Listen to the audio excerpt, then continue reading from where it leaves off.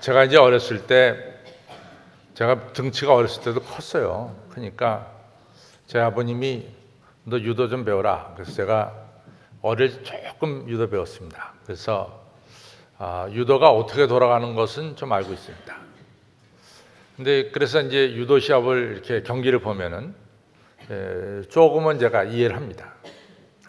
이번에 리오 올림픽에서 제일 기대했지만 성적을 못 거둔 게 바로 유도가 되죠. 그래서 뭐 안창림 선수라든가 또 안바울 선수라든가 김원준 선수라는 분, 이 세 분은 세계 랭킹 1위입니다. 그러니까 우리나라 세계대회에서 다 1등을 하신 분들이죠. 근데 이분들 중에 또 여자분들도 세계 랭킹 1위도 있고 그래서 적어도 리오 올림픽에서 2개 정도는 금메달이 나오지 않을까 이런 기대를 했었는데 사실은 금메달 하나도 유도에서 못 땄습니다. 저는 그중에서 안창림이란 좀 선수 얘기를 좀 하고 싶어요. 이 안창림이란 선수는 태어나기를 교토에서 태어났습니다. 그리고 자기 할아버지도 유도 선수고 자기 아버지도 유도 선수고 자신도 유도 선수입니다. 3대째 내려오는 이제 유도 선수죠. 이 안창님이 2013년에 그 당시에 일본의 스쿠바 대학 2학년 학생이었는데 전 일본 유도 대회에서 73kg으로 나와서 우승을 했습니다. 그러니까 일본서 우승한다는 것은 일본 유도 종주국이기 때문에 세계에서도 1등할 수 있다 이런 것을 가르쳐 주죠. 그래서 일본 유도계가 이 안창림 선수한테 끊임없이 일본으로 귀화해라, 3세니까 일본으로 귀화해라 이렇게 요청을 했어요. 그런데 안창림 선수는 끝내 귀화하지 않고 한국으로 와서 태극 마크를 달고 리오 올림픽에 나갔습니다.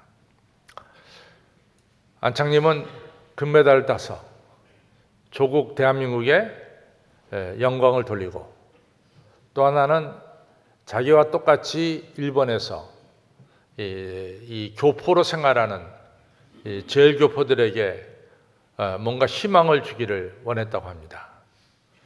그런데 리오 올림픽에 가서 이 안창림 선수가 16강에서 벨기에 선수인 반 디철트한테 져버리고 말았습니다. 그리고 패자부활전에서도 올라가질 못했어요. 그래서 이 안창림 이 선수가 얼마나 자신에 대해서 실망했는지 모른다 이런 얘기를 합니다.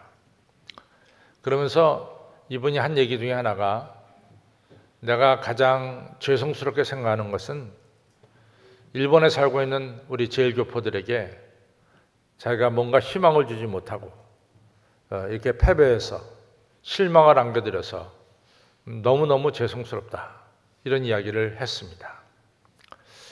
이분이 아직 젊었습니다. 이제 4년 뒤에 어떻게 될는지 잘 모르겠어요. 근데 미국의 헤이스 존이라고 하는 이 사람이 있는데 이 사람은 110m 허들 경기에서 1960년대에 세계 기록을 다 갈아치운 이런 사람입니다. 그래서 1960년에 세계 기록을 보유하고 있었기 때문에 이 사람은 그 당시에 로마 올림픽이 열렸는데 로마 올림픽에 가서 미국 이 체육계도 그렇고 또 세계 허들 경기하는 사람들도 다 이번에는 110m 허들 경기는 이 헤이스 존스가 틀림없이 금메달을 딸 거다 이렇게 기대를 했어요. 그리고 로마 올림픽 갔는데 이제 막상 이 경기가 시작되니까 이 사람이 1등으로 꼴이 나지 못하고 3등으로 꼴이 났습니다. 그래서 동메달을 따고 말았죠. 헤이스 선수가 너무 자신에 대해서 실망한 거예요. 그래서 자신 안에서 이렇게 자기 안에서 갈등을 글로 썼어요. 자신이 너무 실망스러웠답니다. 그래서 이 바보야, 너 뭐 세계 선수권 대회에서 그렇게 신기록을 세우더니 어떻게 올림픽에서, 정작 올림픽에서는 3등 하냐? 야, 이 바보야. 이러면서 이제 한쪽에서 자기를 책망하는 거예요. 그러면 우리 마음도 똑같지만은 한쪽에서 우리 마음이 책망하면 또 다른 쪽에서 자기를 방어하죠. 디펜스하죠. 디펜스하기. 그래, 알았다. 나 3등 했다. 나 이제 그만하면 되잖아. 내 운동 그만둘 거야. 또 이런 반발의 마음도 동시에 생기죠. 이렇게 이 마음 저 마음이 서로 부닥치는 걸 갖다가 우리가 마음 안에서 갈등을 일으킨다 그러죠. 그래서 됐어, 나 그만할 거야. 내가 세계올림픽, 세계대회 가서 1등도 하고 말이야. 신기록도 세웠으면 됐지 뭐 꼭 금메달, 올림픽에서 금메달 따야 되나? 뭐 이러면서 이제 자기를 방어합니다. 그럼 또 한쪽에서, 자기 마음 한쪽에서 뭐라고 또 얘기하냐면, 야, 그래도 너 어릴 때부터 꿈은 올림픽 가서 금메달 따는 게 꿈 아니야? 또 이러면서 이렇게 한쪽에서 부추깁니다. 이런 갈등의 내용을 이분이 글로 다 옮겼어요. 그 당시에 자기 마음속에서 일어났던 갈등을. 그래서 정말로 내년에 이 올림픽이 다시 열린다면 1년 동안 열심히 연습하고 싶지만은 올림픽은 4년 동안 열리지 않잖아요. 그러니까 4년 동안 또 땀 빼면서 운동하는 게 너무 힘들었대요. 그래서 포기하려고 마음먹었답니다. 그런데 그 어릴 적의 꿈, 내가 올림픽에 가서 한번 금메달 따야 된다, 이런 꿈을 가지고 마음을 고쳐먹고 그 다음 날부터 운동장에 나가서 하루에 4시간씩 하이 허들 연습 경기를 했다고 합니다. 그리고 드디어 1964년이 됐어요. 도쿄에서 올림픽이 열렸는데 이 사람이 110m 하이 허들 경기에 나가서 1등으로 들어왔어요. 13.6초로 금메달을 땄습니다. 그리고 이분이 은퇴하고 나서 지금 자기가 살고 있는 그 시에서 청소년들 선도위원으로 일하고 있습니다. 청소년 선도. 그래서 고등학교나 중학교에 가서 이 학생들을 앞에 두고 청소년들에게 희망을 주고 또 권고하는 이러한 일을 하고 있습니다. 이분이 하는 얘기 중에 이런 얘기가 있어요. 여러분들 성공하려면 인내하세요. 여러분들 가는 길에 좌절도 있고 실패도 있습니다. 실패했다고 해서 포기하고, 어려움이 있다고 해서 기어가고, 힘든 일이 있다고 해서 꽁무니 빼고, 이런 것들은 다 쉬운 일입니다. 그러나 여러분들이 어려운 일이 있더라도 포기하거나 꽁무니 빼지 말고 계속 달리십시오. 여러분들 권투 선수들 보세요. 권투 선수들이 링에 올라가서 어떨 때는 KO 승도 거두지만은 어떨 때는 KO 패를 당합니다. 눈덩이가 붓고 코가 터지고 입술이 찢어지고 링 위에 몇 번이나 쓰러지고, 그래서 그날은 패배합니다. 그렇다고 해서 권투 선수가 그날 눈덩이가 부었다고 그 다음번에 시합에 안 나갑니까? 그 다음번에는 다시 몸을 다진 뒤에 또 링에 올라가서 또 권투합니다. 권투 선수들은 한 번 매맞았다고 해서 그걸로 끝나는 법이 없습니다. 끝까지 올라가서 링 위에서 싸웁니다. 청소년 여러분, 어려움이 있다고 포기하지 말고 끝까지 앞으로 나가시길 바랍니다. 성공은 여러분의 것입니다. 이런 이야기를 헤이스 존스가 늘 얘기합니다. 이분의 얘기는 많은 젊은이들에게 도전을 줬고, 젊은이들이 어려운 일이 있어도 쉽게 포기하지 않는 이런 인내를 가지게 했다고 합니다. 볼프강 괴테도 이런 얘기를 했어요. 인내심은 목표를 달성하게 합니다. 여러분들이 인내하면 인내할수록 많은 힘을 갖게 되고, 그 힘은 여러분들이 원하는 바를 이루게 만듭니다. 괴테라고 하는 독일의 철학자가 하신 말씀이에요.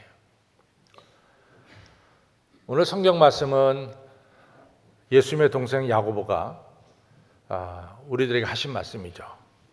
여러분들 시련이 올 때 기뻐하시고 시련을 잘 견뎌내시길 바랍니다.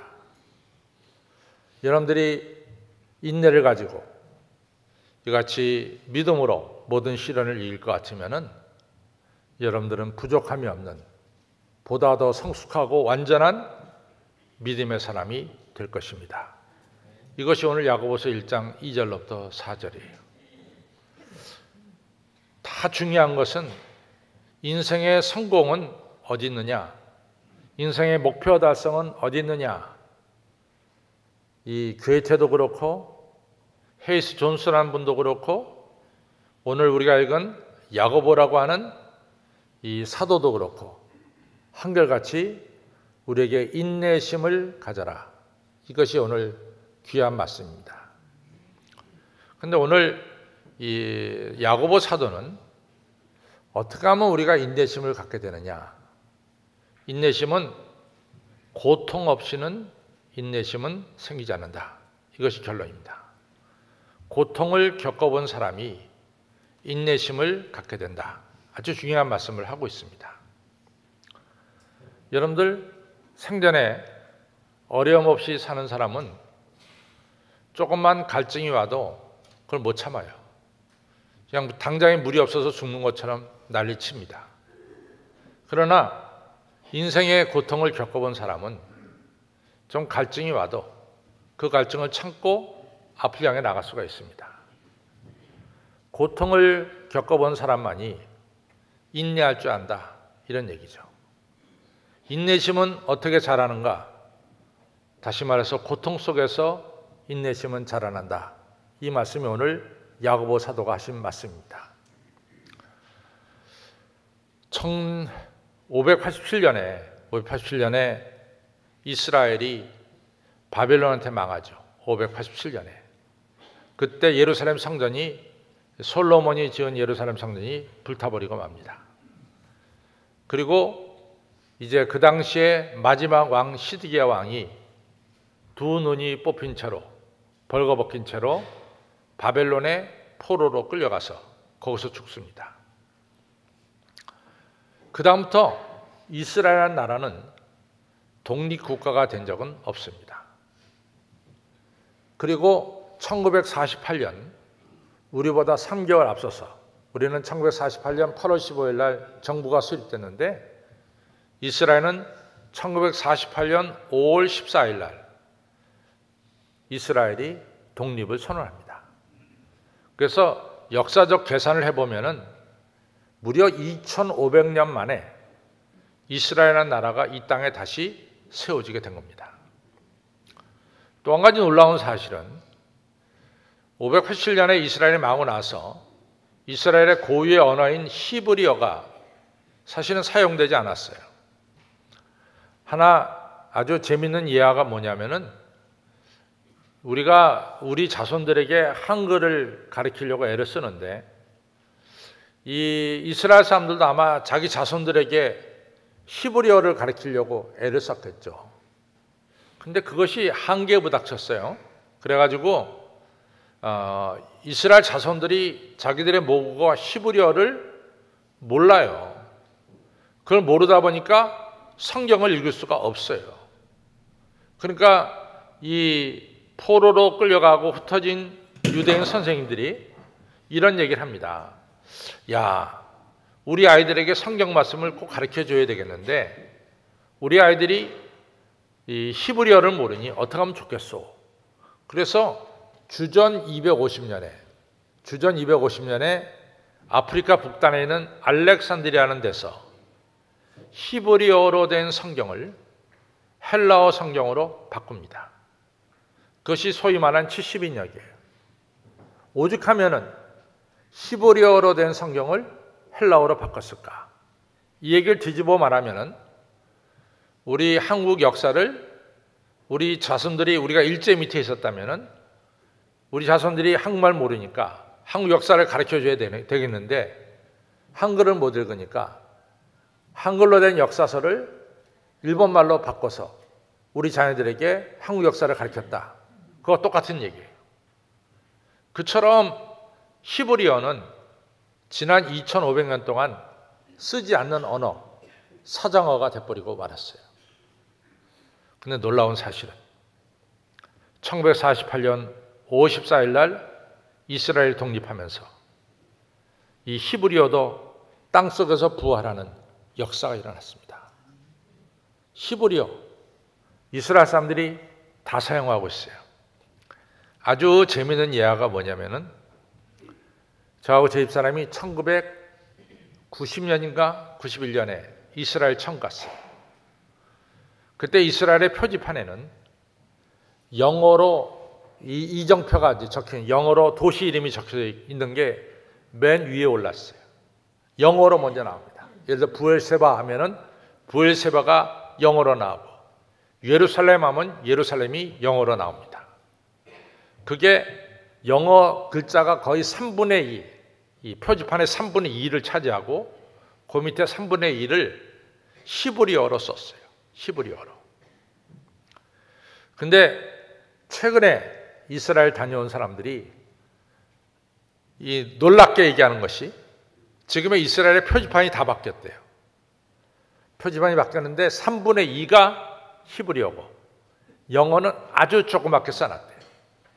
그래서 영어 이게 찾아보기가 어렵다 할 정도로 히브리어가 지금 아주 상당하게 사용되고 있다라고 하는 것을 알 수 있습니다. 여러분, 놀라운 거 아니에요? 2500년 동안 나라가 없던 이스라엘이 나라가 세워지고 2500년 동안 히브리어가 안 쓰던 언어인데 지금 이렇게 히브리어가 잘 쓰여지고요. 이게 이유가 어디 있느냐? 원인이 어디 있느냐? 역사학자들이 연구했어요. 여러 가지 결론을 맺었는데 그 중에 하나가 뭐냐면은 이스라엘 백성들이 출애굽해서 40년 동안 물이 없고 간조한 땅, 사람이 살기 어려운 광야를 40년간 저들이 지냈습니다.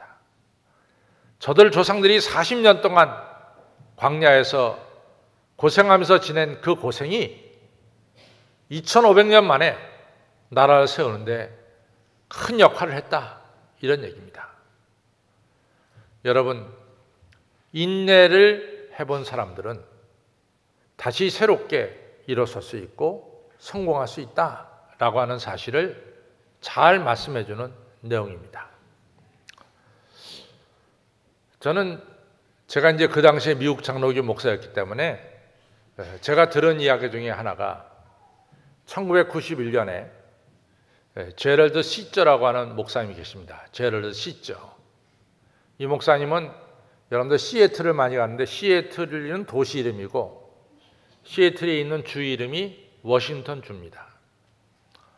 이 워싱턴 주에 이분이 장로교 목사님이었는데 이 장로교 목사님들은 항상 인디안들에 대해서 미안한 마음을 가졌어요.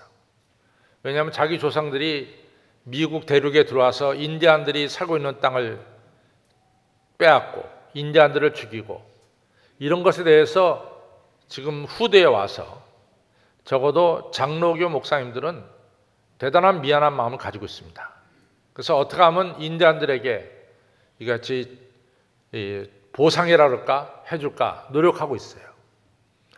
근데 이제 인디안 축제가 열렸는데 그 축제에 제럴드 시저 목사님과 그의 아내 린다와 그의 어머니 그레이스와 그에게 딸 둘, 아들 둘이 있는데 4명을 우리나라에서 지금 운행되고 있는 차 스타렉스나 혹은 카니발 같은 미니밴에다가 태워가지고 이 인디안 축제에 갔어요.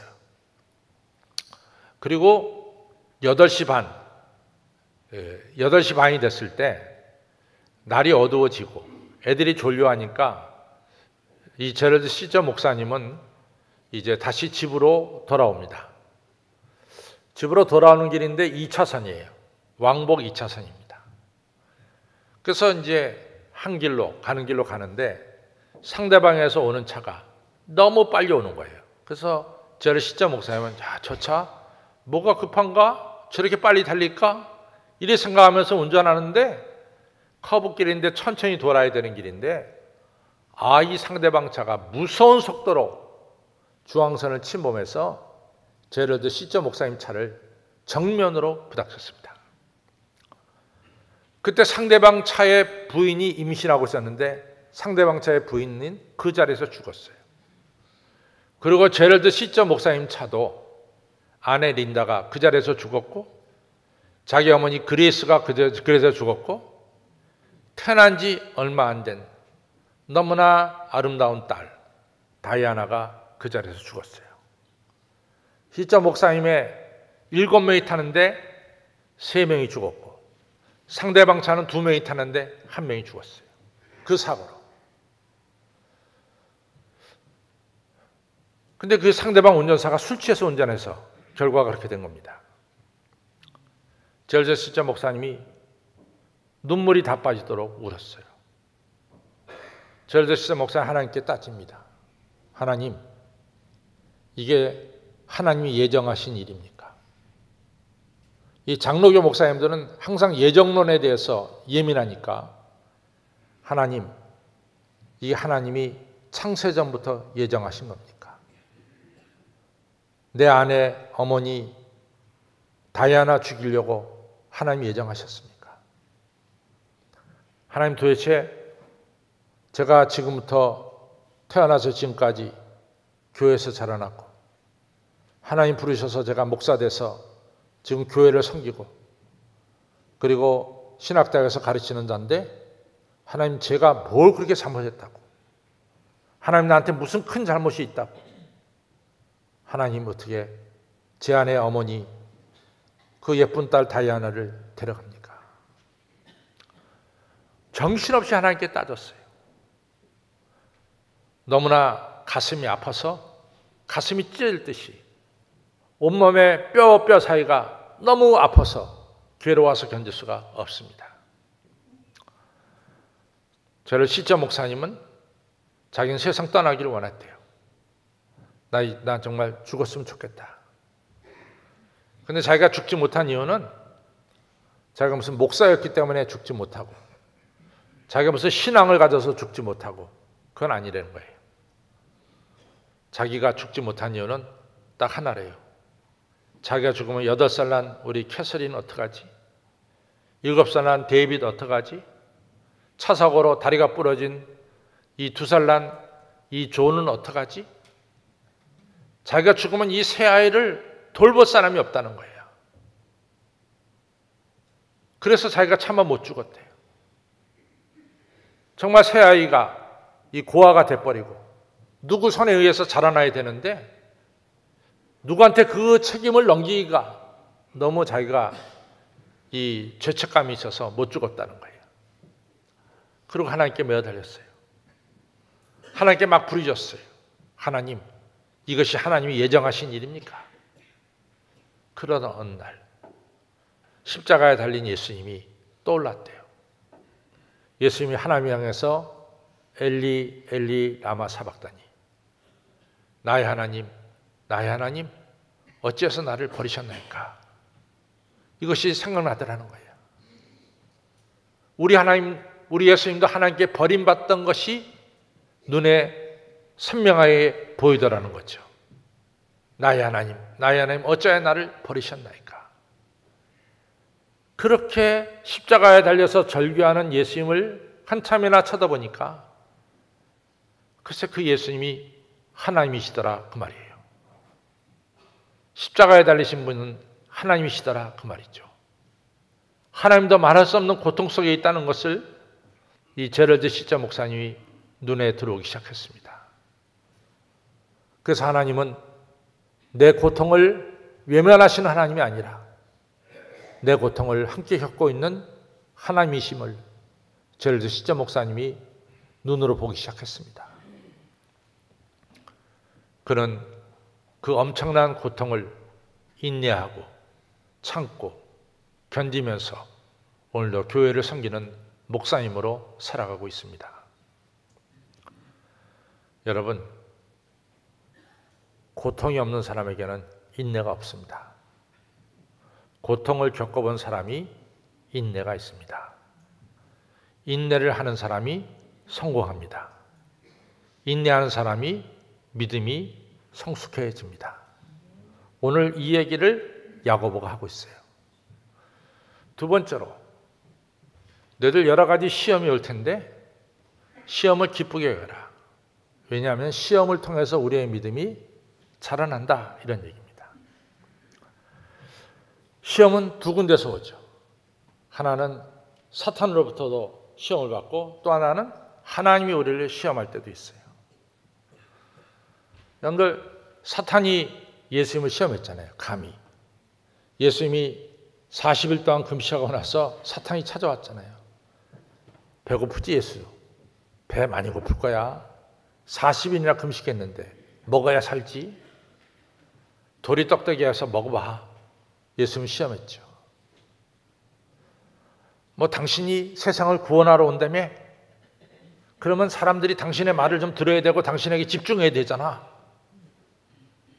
당신이 아무리 말해도 세상 사람들이 집중하지 않으면 어떻게 어렵잖아. 그러니까 성전 꼭대기에서 한번 뛰어내려 봐. 그럼 사람들이 당신을 집중할 거야. 그러면 천사가 내려와서 당신 발 아프지 않게 받쳐줄 거야. 이런 유혹을 합니다. 당신 세상을 다스리는 자 아니야? 나에게 한 번만 절해봐. 내가 보이는 세상을 다 당신에게 주겠어. 사탄은 심지어 하나님의 아들 예수님에게까지 찾아와서 먹을 것으로 시험하고, 인간이 좋아하는 명예와 인기를 가지고 시험하고, 인간이 좋아하는 권세를 가지고 시험했어요. 예수님이 다 하나님 말씀으로 물리쳤죠. 이것은 사탄이 우리에게 시험하는 겁니다. 하나님이 우리의 믿음을 시험할 때도 있어요. 창세기 22장에 보면은 아브라함의 시험이에요. 하나님께서 아브라함에게 네 독자 이삭을 내게 바쳐라. 이때 아브라함의 나이가 몇 살일까? 저는 정확하게 맞진 않지만은 대강은 맞을 거라고 생각해요. 한 124세 정도 되지 않았을까? 이삭의 나이가 24살쯤 되지 않았을까? 이렇게 생각합니다. 영 틀리지는 않을 거예요. 그 정도 때 아브라함이 하나님으로부터 시험을 받습니다. 네 아들 이삭을 바쳐라. 세상에 아브라함에게서 이삭만큼 사랑하는 아들이 어디 있어요? 근데 그 아들 바치래요. 창세기 17장 5절에 바로 사라에서 난 아들이 이같이 큰 족속을 이룰 것이다. 땅에 바닷가의 모래알처럼 하늘의 별처럼 족속이 많아질 거다. 이런 예언을 했거든요. 근데 하나님, 그 약속 어떻게 이루어지는 거죠? 이삭을 갖다가 각을 떠서 번제로 바쳐버리면은 어떻게 이 약속이 이루어질 것입니까? 아브라함 마음속에 갈등이 있었을 거예요. 근데 아브라함이 이 어려운 하나님의 이 말씀을 듣고 그냥 그 즉시에서 이삭을 데리고 모리아산으로 갑니다. 그때의 아브라함의 심정을 신약 성경에서 잘 표현하고 있어요. 로마서 4장 19절에 이런 말씀이 나옵니다. 아브라함이 나이 100세가 돼서 그 몸에 죽은 것 같음을 알고 사라의 태에 죽은 것 같음을 알고도 믿음이 약하여지지 아니하고 믿음이 없어서 하나님의 약속을 의심치 아니하고 오히려 믿음이 견고해져서 하나님의 약속이 능히 이루실 것을 확신한지라. 하나님의 약속을 확신했어요. 그래서 100세에 자식을 얻었습니다. 그러고 나서 히브리서 11장 17절로부터 19절에 가면은 아브라함이 하나님으로부터 이삭을 바치라는 명령을 받았을 때 아브라함이 이삭을 데리고 모리아 산에 올라가서 그를 번제로 드렸더니 이제 번제로 드리려고 했다 이거죠. 그때 아브라함은 이 아들로 말미암아 이 약속의 자손이 이루어질 것을 그가 확신하였으므로 아브라함은 죽은 자를 하나님께서 다시 살리실 줄을 확신하였더라. 그러니까 이삭을 바쳐도 하나님이 어떤 모양으로든지 약속을 이루신 하나님께서 틀림없이 이삭을 죽은 자 가운데 살리셔서 큰 민족을 이루게 하실 것을 확신했다. 이런 얘기입니다. 아브라함은 이삭을 바치라고 하는 큰 시험 앞에서 하나님은 약속을 지키시는 분임을 확신하고 하나님께서 명령하신 대로 순종한 것을 보게 됩니다. 여러분, 우리가 살다 보면요, 여러 가지 어려운 일이 많아요. 시험이 있습니다. 그 시험을 어떻게 이길까요? 아브라함은 하나님께서 그에게 베푸신 은혜, 약속의 응답을 체험했기 때문에 하나님은 틀림없이 말씀하신 것은 그대로 이루실 것을 믿기 때문에 이삭을 바치라는 시험도 감당할 수가 있었습니다. 여러분과 저도 여러 가지 시련이 올 때 우리와 함께 하신 하나님은 오늘도 함께 하시고 내일도 함께 하심을 확신하시기를 바랍니다. 왜? 과거에 나와 함께 하셨잖아. 하나님이 과거에 내가 어려울 때 나를 건져주셨잖아요. 과거에 내가 병들었을 때 나를 고쳐주셨잖아요. 과거에 돈이 없어서 어려울 때 하나님이 나를 인도하셨잖아요. 그 하나님이 오늘도 여러분과 저와 함께함을 확신하면서 여러분 여러 가지 시험을 이겨내시고 인내하시기를 바랍니다. 인내는 오늘 성경 말씀 그대로 우리의 믿음을 성숙하게 만듭니다. 아브라함이 이같이 인내하니까 하나님 뭐라고 하세요? 아브라함아, 내가 이제 알았다. 네가 네 독자 이삭보다도 나를 더 사랑한 줄 알았다. 내가 너에게 약속한 축복을 너에게 다 주마. 아브라함은 하나님의 음성을 들었고 하나님께 인정받았고 하나님께 축복을 받았습니다. 제를 시저 목사님은 뭐라고 말합니까? 나는 지금도 예수님의 손이 저를 붙잡고 있는 것을 느낍니다. 이 고통과 시련을 통해서 임마누엘 예수님이 언제나 자기와 함께 계시고 자기 손을 붙잡고 나가는 것을 자기는 느낀다. 이렇게 말하고 있어요. 욥은 뭐라고 말합니까? 아들 7, 딸 3 다 잃어버렸어요. 온몸에 욕창나서 재산 다 없어졌어요. 욥은 뭐라고 말합니까? 내가 과거에는 하나님에 대해서 귀로만 들었었더니 제가 이제는 하나님을 눈으로 봅니다. 눈으로 하나님 목격합니다. 놀라운 은혜의 자리로 들어가는 것을 보게 됩니다. 인내는 목표를 이루고 인내는 우리의 믿음을 성숙시키고 인내는 하나님의 음성을 듣게 만드는 게 인내입니다. 인내가 너무 중요해요. 그러면 어떻게 하면 인내가 자랄까? 인내는 작은 것부터 시작하는 거예요. 여러분들 보면은 이 되게 끝자리에 앉기를 좋아해요. 끝자리에. 그렇죠? 왜냐하면 들어가고 나가기가 쉬우니까. 끝자리를 딱 차지하고 있단 말이지. 그런데 늦게 온 사람이 툭툭 치면서 안으로 들어가. 들어가기 싫어. 그러니까 들어가기 싫으면 자기가 이렇게 바깥에 나가서서 안에 들어가라 그래. 그럼 그 사람이 안에 들어갑니다. 속으로. 왜 하필이면 이 자리야? 저기도 비인데 많은데 왜 내게 와? 그 작은 거 인내해야 돼. 작은 거 인내해야 돼요. 인내는 거기서 시작되는 거예요. 또 대화를 하다 보면은 쟤는 왜 내가 말할 때마다 말을 끊어? 얘기하다 보면 꼭 내가 얘기만 하면 저게 항상 말을 가로채고 내 말을 막는다고. 이게 보통 기분 나쁜 게 아니에요. 내가 말만 하면은 딱 나서서 아니 그게 아니고 뭐 이러면서 말을 막아버린다고. 얘기 듣지도 않고. 그런 적이 있어요, 없어요? 여러분들이 그게 당한 적이 있어요, 없어요? 여러분들이 또 말을 끊은 적도 있죠? 정직하게 말해보세요. 여러분들이 말을 끊은 적도 있다고. 되게 기분 나빠.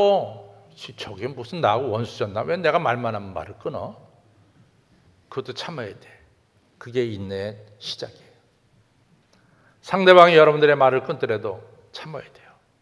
인내는 엄청나게 큰 것을 인내하는 게 아닙니다. 아주 작은 것을 인내하는 거예요. 늦게 온 사람이 들어가려고 그럴 때 좀 인내하세요. 앉으시라고 하라고. 오늘 여러분들 5층에 점심이 맛있을 줄로 저는 믿어요. 왜냐하면 우리 교회 이 셰프가, 주방장이 큰 호텔에서 주방장 하던 분이 와서 해요. 그래 잘합니다. 그런데다가 우리 오용화 집사라고 옛날에 다녔던 분들은 다 압니다. 오용화 집사가 다시 우리 교회로 돌아왔어요. 그래서 오늘부터는 오용화 집사도 음식을 같이 만듭니다. 근데 음식이 맛있을 거예요. 근데 여러분들 중에 음식을 먹다가 아이고 국이 왜 이렇게 짜? 오늘 이렇게 반찬이 맛이 없어. 그거 인내해야 된다고. 그거 참아야 된다고. 여러분들 그거 참아야지. 그거 참지 못하면 믿음은 안 자라나. 인내는 엄청나게 큰 게 아니라도요. 인내는 작은 것부터 시작되는 게 인내입니다. 오늘 성경은 인내를 온전히 이루라 그랬어요. 그럼 너에게 부족함이 없는 믿음이 세워진다라고 말씀하고 있습니다. 아무쪼록 오늘 성경 말씀 그대로 우리는 시련 통해서 인내가 자라지고 시험을 통해서 인내가 자라져서 우리 그리스도를 닮아가는 성숙한 우리 한신교회 성도님들이 다 되시기를 주님의 이름으로 축원합니다. 아버지 하나님 감사합니다. 저희들로 하여금 오늘 예배를 드리게 됨을 감사합니다. 저희들이 참지 못하고 인내하지 못해서 하나님의 뜻을 거스를 때가 많습니다. 아버지 하나님, 저희들 고통 속에서도 참고 인내할 수 있도록 도와주시고 시험 속에서도 믿음으로 인내하면서 승리할 수 있도록 머리 숙인 성도님들을 축복하여 주시고 저희들 시저 목사님이 십자가 달리신 예수님 보면서 그 고통을 이겨냈듯이 우리들도 우리 안에 있는 여러 가지 어려움을 예수님 바라보면서 이겨내는 인내하는 인내의 힘이 길러져서 마침내 성숙한 믿음, 주님께 영광 돌리는 하나님의 성도가 되게 하여 주시옵소서. 예수님 이름으로 감사하며 간절히 기도를 쌓옵나이다. 아멘.